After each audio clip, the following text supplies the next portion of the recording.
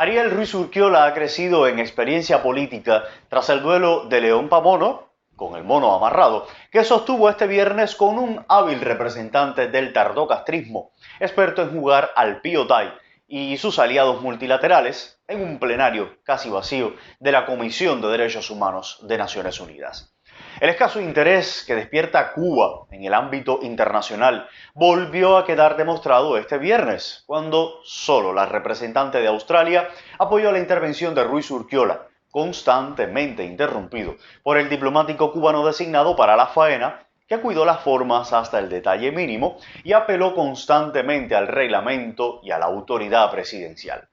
Visto el resultado, muchos cubanos han reaccionado emocionalmente, más de lo deseable, arremetiendo contra la ONU y la paradoja que implica que regímenes violadores de los derechos humanos ocupen sillones en la sección humanitaria. Cuando uno compite en un torneo, acepta las reglas del juego del comité organizador, en este caso Naciones Unidas, y no valen excusas de ningún tipo porque la norma haya facilitado el sabotaje castrista a Ariel Ruiz Urquiola, que previamente había aceptado usar el turno de una ONG que le cedió su palabra, limitada a escasos 2 minutos. Quizás Ruiz Urquiola no conocía todos los detalles que se pautaban para su intervención, como evidencia su intento de discurso interrumpido hábilmente por La Habana, que cuenta con una larga experiencia en el manejo del multilateralismo en favor de sus prioridades políticas. Las posiciones claves de China, Venezuela y Eritrea en el cónclave ginebrino son anteriores a la petición de Ruiz Urquiola de comparecer ante el plenario, y el científico cubano debía saber a lo que se atenía al aceptar unas reglas de juego adversas por los requisitos para intervinientes en el turno de ONGs y los habituales rejuegos de intereses de la diplomacia mundial.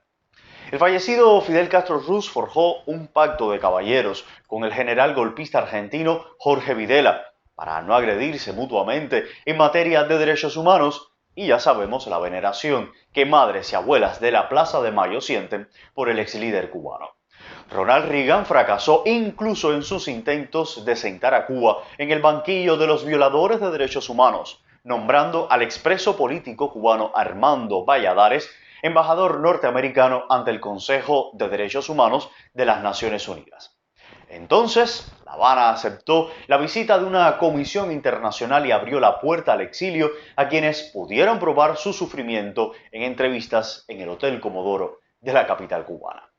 La soledad de Ariel Ruiz Urquiola frente a los mandarines de Pekín, los gorilas venezolanos y los acomodaticios eritreos hacía innecesario que Cuba desplegara la variante del coro de diplomáticos gritones que ha usado en otras ocasiones. El representante de La Habana, una vez repartidos los papeles, solo debía limitarse a interrumpir cuando fuera conveniente, haciendo uso del reglamento y fingiendo consternación por un supuesto menoscabo a la comisión.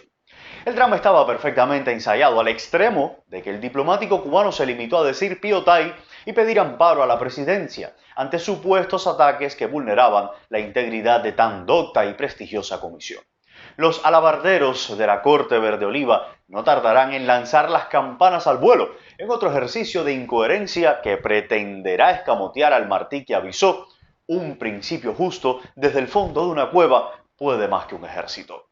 Mientras Ariel Ruiz Urquiola intentaba hacerse oír, La Habana continuó violando los derechos humanos de millones de cubanos, y no solo los políticos, como a veces intenta hacer creer la casta verde oliva, sino otros detalles básicos como el acceso a una salud pública y educación de calidad, agua potable, a electricidad, a una alimentación balanceada y salarios y pensiones justas. Entorpecer el alegato de Ruiz Urquiola ante la ONU no convertirá a Cuba en una nación justa y próspera, no sacará de las cárceles a más de 120 presos políticos, no aliviará la escasez de comida, aseo y medicamentos, pero tampoco conseguirá engañar al mundo, ni siquiera a los aliados tácticos de La Habana, cada vez más escasos y avergonzados de la ignominia de un régimen que desprecia a los cubanos, un pueblo noble aplastado por la pervención del delirio totalitario, que suplantó la fraternidad por el recelo y la persecución implacable del goce de la discrepancia. El camino del castrismo está repleto de victorias contra Cuba,